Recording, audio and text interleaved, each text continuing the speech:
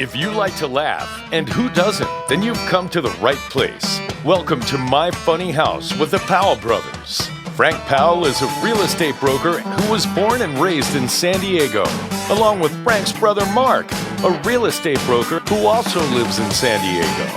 Each week, the Powell brothers bring in a special guest comedian to share hilarious real estate stories so you can learn what can go really right and what can go really wrong with home improvements and home ownership. So now, let's get into it. With My Funny House, here are your hosts, Frank and Mark Powell on The Answer San Diego. Good morning, San Diego. Happy Saturday morning. My name is Mark Powell with Powell Brothers Realty. Today we're going to talk about a topic called point of sale mandates. But before I do that, I would like to introduce my partner and my brother, Frank Powell. Good morning, everyone. Happy Saturday. Thanks for tuning in. And we also have our co-host, Maria Herman, very funny lady from the producer from Comedy Heights with us. And hello. She's always Good with morning. us. Good morning. Good morning. I'm always with you. Always with us. We're never parted. It's just a great trio. It's the Powell brothers and a sister. That's right. That's what's happening. We also have a special guest, but I'm going to let Maria Herman introduce our special guest right now. So it's very exciting to me because this is probably one of the most famous people that we've had on the show so far. Oh, stop. No, listen, if you've heard of Dr. Squatch, if you've been one of the 5 million people on YouTube looking at Dr. Squatch, if you've heard about him at all, he's on the show today. Not only one of the funniest people in San Diego and winner of many competitions, including the World Series of Comedy locally, please welcome the very funny James Schrader. James Schrader. You know what? Well, thank you for having me. We're not worthy. No, you're worthy. Trust me, you're worthy. James, I got to tell you something right off the bat because it's so funny. When I saw your photo on my email, I go, that looks like the dude that I bought soap from. Yeah, and you're the guy. And just by the way, I even got the little thing that you stick in the soap so it doesn't slip. The gripper, which people think like, oh, it's worth it. Oh, yeah. I use it awesome. too. It's worth it. It I helps. love that thing. It helps. So Well, nice to meet speaking you. of soap, let's just jump right into point of sale mandates. Since they go together so well. Right soap in. And Slid right in. I need to ask Frank. That's a nice, clean segue. Yeah. Oh, yeah, I like that. It's All right. okay. Frank, please explain to our audience what is a point of sale mandate? Whenever you're going to sell your house in California, there's certain things that have to be done legally by the legislators who've made us do a few things to the house before you sell it. Currently, we have 3 things. We're trying to fight off not having 100 things. But currently, I'll give you all the examples. You have to have smoke detectors. Smoke detectors have to be installed. They have to have the new 10-year battery, and they have to be in every room. What's a 10-year battery? A 10-year battery is a battery that lasts 10 years. What do you think? I had it the whole time. I was with them. I didn't lose. Okay. I'll go slow from work. Well, I can tell you what people used to do. Remember when we changed the time? That was a signal for people to also change the batteries in their smoke Change out that detector. night. And it was I thought the thing would beep at you and scream at you until you changed it, though. You remember? I mean, they used to get low all and the beep. time. You just couldn't reach and you always hear that beep Right. at like midnight. And then you're like, which one is it in the house? Well, you always know when food's ready is when the smoke detector goes off. Did I put something in the microwave? Exactly, like a cricket. Oh, yeah. It's also a good excuse for the landlords to check out their condos that they're renting by saying, I have to go inside the house and switch the smoke detectors by law. Yeah, that's the one exception. That's the one exception for landlords to get into a condo pretty easily to their units. They go, I got to check the smoke detectors. The other one is the carbon monoxide. You have to have a carbon monoxide on every level, just one of them. So if you have a 2-story, you have to have one on the top, and you have to have one on the bottom. And then you have to have what are called earthquake or seismic straps, which are the metal straps that hold your water heater attached to the wall. And that's because if you think of a water heater, there's gas, and that gas has a pilot light that's always lit. So during an earthquake, they don't want that thing to collapse because the water will go back and forth and possibly cause a fire with the gas. So you have to have that strapped. You know what the weird thing about that is, Frank? What? James, chime in and Maria. So if you don't have earthquake insurance and an earthquake happens and the water heater falls down and the house catches on fire, will your insurance cover it? Because you have fire. Because you have fire insurance, correct? That's a great. I don't know. How do they know if you had the straps to start with? If everything went up in the flames? It's true. You don't That's a good know. point. But I'll tell you what. It's really important to have those earthquake straps because you don't want anything to happen to your house in an earthquake, and especially you don't want a fire if you're in the house. And Another- I would say up to this point, though, this is a reasonable list. I Yeah. think this is a very reasonable list. Like, hey, put some straps. I mean, at this point, we're talking $100 for some the smoke detectors and carbon monoxide, plus another $200 for some straps and a guy Correct. to do it properly. This sounds reasonable. Okay, listen, I just want to tell you that I'm thinking about getting some of those earthquake straps for when I go out with my husband on a Saturday night. That way, at least I will know if the earth moved for me. Right. Just saying. Another thing about the, if you think about your water heater, James, let me ask you a question because you're Sure. a comedian. The water heater has to be, if it's in the garage, it has to be 16 inches above the ground. And 18 inches away from anything around it, I believe, as Yeah, well. that's true. And do you know why it has to be above the ground? Because if it leaks, Well, Well, let me tell you something about leaks. The garage is usually poured a different slab. In the garage, when they pour a garage slab, it's usually a 2-degree angle. So when you do have the water heater in the garage and it leaks, the cement will allow the water to leak out of the garage, and that's why I have a little bit of slope in your garage. But that's not the right answer. Want to try again? Yeah, 16 I do. inches off the ground.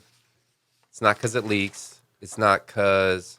Oh, is that because the gas is heavier than air and it falls? So therefore, the pilot light, if it goes out or if there's a Not- gas leak yeah, somewhere close, else, it close. won't. Okay. No, that's Close. think it's pretty good. No, I give them a yes I would on give that them one. a yes, but that's not. What It is it? is gas. But you remember when in the old days when you clean your parts, like you're working on your car and you put them in a gas can because the gas would take off the grease and Right, everything. yeah. So the actual petroleum gas will turn into vapors and go across the floor, and they go about 4 or 5 inches above. If that vapor hits the pilot light, if it's on the ground level, Kaboom. you'll get the explosion. So because the So we're not worried about the gas coming from the No, heater itself. no. We're worried about somebody doing some home maintenance, right on the on car. or a lawnmower or anything that has gas. Or I in guess it. just a gas can sitting on the ground. There you go, technically. Okay, gas speaking of gas, Yes. and I'm not going to go there. I'm just going to talk about. Did you know that Berkeley is the first city in the United States to ban natural gas on new buildings? So you can't have natural gas in Berkeley if you're building a new building, A new house. a new house. But guess who's fighting this? Take a guess. Who do you think, Frank? People who like. Well, I would say the chefs that have to cook and they need a flame. That's correct. It's people say cooking with natural gas, excuse me, is easier than cooking with electricity, which I don't know. I like my steaks cooked on a fire. Yeah. I so like do I. gas. I mean, I think there's more control with a Yeah. flame. Yeah, I believe. absolutely. Yeah. Well, there are electrical devices that can monitor. They go up right up to 325 and hold a steady heat. But people just we like fire, and We like fire. fire. We need fire. Fire scarecrow. Okay, now here's the other one. Let's go because we got the water heater, we got the carbon monoxide, we got the smoke detector, and the last one is the low flow toilets. Oh God, That's what's ruining those everybody. ones that take 4 flushes. 4 flushes to 1. I mean, I think you guys should see a doctor for one. Yeah. If it's taking 4 like you need more fiber. I think it shouldn't be. Mark needs 1 plunger, not 4. Well, it's such a low amount of water. Oftentimes, Well, it's the one with the 2 buttons, like the P button and then the 2 button, yeah, right? So it technically gives you a little extra. Well, here's the there's problem a fancy with that. toilet there. I like preserving water. Water is a blessing to have, and you shouldn't waste it. However, with the low flows, what's happening is it's not pushing the toilet paper in a fast rain. It's getting stuck in the pipes and it's getting clogged.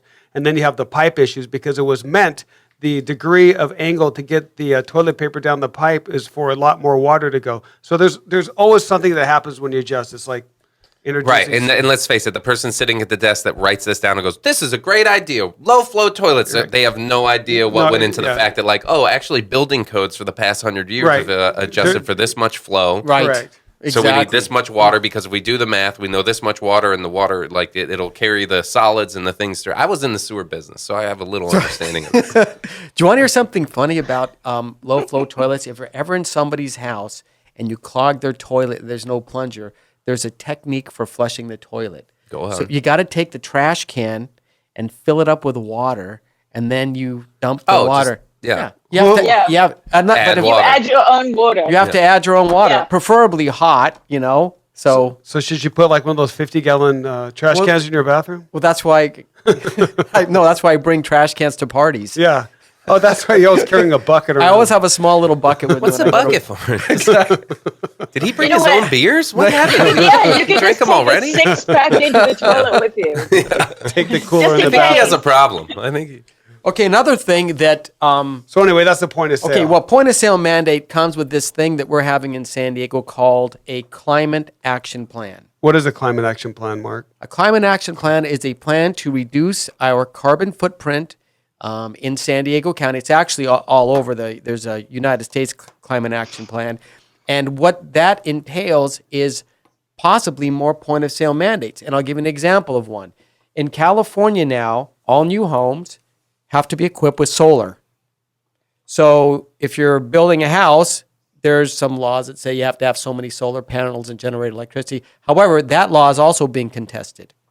Well, another problem is when they're looking at this climate action plan, they want to make a point of sale. Let's say you have single pane windows. So you go to sell your house and they go, oh, by the way, before you sell your house, you have to switch out all your windows and just think about your own house or your own condo, wherever you're at. How many windows do you actually have? And replacing those with double pane windows and having somebody install them before you can sell your house. So that's where the problem happens. It starts to be detriment for the people selling and buying. And is this just San Diego or this is all of California? It's It's California. California. Well, San Diego will have their own climate action plan, but it's Because it's pretty like much everywhere. the weird thing with that is like I get it. Like I'm from Florida where everyone had air conditioning on all the time. And then I moved out here and nobody even has air conditioning in their homes. Like Right. it's so weird to me, like, no, you need double pane for the energy efficiency. It's like, but the window is open There's 8 months a Right, year. exactly. There's a lot of homes in San Diego that already have double pane because they're in their flight path because we have the airport right in the middle of the city. So all of those homes don't have to worry because the city provided them with double painting to start with. So they're lucky. Yeah, they got lucky. And also they have, just to let those people in the audience know, there's also triple pane windows. If you want an actual 100% soundproof window, for sure, like 100% guaranteed, they have triple pane windows now. That's kind of like being in the studio right now. You're surrounded by windows, but then there's more windows outside the windows. Right. It was It's like you're there. not only do they want you to have energy efficient windows, they want you to have energy efficient appliances, which means they come under a certain rating. And if you ever had an older refrigerator that you stuck in the garage because you weren't using it, those things can suck a lot of energy. So right. You want to check those. But that's especially- that's anything in the past 15 years is going to be energy efficient. So- Correct. yeah, pretty much, yeah. Yeah, but you Right. still, what we do is we tell people if you do want to reduce your energy, because we walk into a garage and you see a freezer with a bunch of meat in it, and you go like, well, how old is that? And those are usually older, so you should have those replaced just to help out on your own electrical bill and not to make such a huge carbon footprint. Because believe it or not, realtors do like the environment and we do like things done, but you get to a certain point where it starts to get ridiculous. But it should be sometimes these things can be negotiated between the buyer and seller, because if you have a point of sale mandate and you demand that a seller do these things before they sell their house, the seller may not sell. Right. Just going, Well, they can't I'm not sell. gonna do it. Imagine if you're Can't afford it. a person, elderly person, by yourself in your house, you want to sell, and the realtor goes, "Hey, I'd love to put your house on the market, but you need new windows." What are you going to get? Get out of here, you crazy. yeah, so listen, in addition to all of the other items that we were talking about that are energy efficient, one thing that really changed over the last 10 years are energy efficient light bulbs. Yeah, they Remember have. that? Yeah, now they last forever. Yeah, now everything's LED technology, and they get 50,000 hours instead of like 1,000. And At first, I didn't want to give up my what are they called? Incandescent bulbs. incandescent. Yeah. Yeah, and then now I don't even want them. No, I hoarded them. Oh, you did? Well, I bought a don't bunch of them. They do offer a nicer glow. They're hot. Yeah. No, They're they- a little warmer. Like now the LEDs are getting better, but they still like the incandescent. But I mean, for the energy, I mean, it's like it's And they're fractions bright. of what it took. Yeah. I have to say, I've switched entirely to the daylight bulbs. They Yes. seem so much cleaner. The light seems so clean. Yes. Of course, I am working until about 2:00 in the morning. Yeah. When did night happen? Exactly. So, point of sale mandates, you can probably guess that light bulbs will not be one. Correct, Frank? Well, not anymore. But you never know what they're going to change because things change so With fast. building codes. Correct. It's something that we always keep our eye on to see what more loops you have to jump through to sell a house. It's a very hard proposition to make someone do anything to get their house prepared. Mark and I are always helping them, but sometimes you just can't take it But anymore. so far, these have been Yeah, things I- that you've mentioned that are like easily changeable. I know, but let me ask you then- something. We have let me just mention this: lead paint. Yes. Yeah, Okay. I saw that on the list, and I was Right. like, "What do we do here?" Don't, Well, don't eat it, I'll tell you that. Yeah, don't chew on it. No. And it is end up like dangerous. Frank. It is dangerous. People do have problems that have eaten paint chips, and it was from the old days when you'd have a wooden windowsill, and the kids would look out the door and gnaw on the wood. Look out the window when they're chewing on the wood. And there has been studies that lead has damaged people. So we take it seriously. You know but what? imagine, I really think it's important to feed your children. yes, You know, don't if all- feed them if paint all chips. they have left is the windowsill. That maybe that was the problem. So imagine that you have paint on your house that you have to remove. So how are you going to remove lead paint from your walls? Well, can I backtrack just a second on that? So, something that people didn't realize also is not just eating the lead, because pets would eat the lead. Sometimes Right. but when they were doing construction and they were sanding it and making it airborne, Oh, lead dust. lead Okay. dust, that's real dangerous. So you don't. That's just like asbestos. Whenever you make it airborne is when the problem is. If you just leave it alone, it's not going to affect you. But if you chew it, eat it, or inhale it, yeah, you got a problem. But you don't have to worry about lead-based paint when you buy paint now. No, you don't. But like San Diego is a border state with another country, Mexico, and you can often get lead paint down there on the cheap and bring it over. So you're not. So let's say you hire a unprofessional painter that goes, yeah, I can paint your house for cheap, but you don't know that he has this imported lead-based paint from Mexico. So you have to make sure. I didn't that- think lead-based paint was even still a thing. Like that's Not still being here, but manufactured in other countries. There's a whole bunch that is still remaining that they okay. they sell. You know, they didn't get rid of all of it, and so It was in the it's still out 70s when they there. banned lead in paint. That sounds like a border patrol issue. Like, Yeah, leave it alone. Like, I mean, there is No, still. they- If you go to certain that's houses, something they should stop. That sounds like contraband. It shouldn't be coming over here in the first a lot of houses have lead-based paint in them still in the garage. You know, people you don't know what to do with the paint. You don't want to throw it away because that's illegal. You don't put it in your trash can, so it ends up being in your garage for decades. So everyone gets that flyer like twice a year saying like, "Hey, bring all your chemicals and lead-based old paint, right, right. Well, And you know, we'll- most of it's gone, but there's still the paint. Forget about the paint in the can. If they make you remove the paint on your walls, you literally have to tear down your house to get it lead-free because it's all over. It's under 5 layers of non-lead paint. So it's there. Its original paint was lead. How do you remove the lead? There's a way to do it, I can tell you. Okay. You just paint over it. You paint over, it, but it may not be that because if you have to sand something or remove a wall or do an addition and you're disturbing the lead-based paint, their argument is you're going to disrupt it sometime in the history. Somebody in will. the life of your house. We got to do we have to protect kids. That's the number one thing. We got to protect our kids, make sure that they're not exposed to lead-based paint.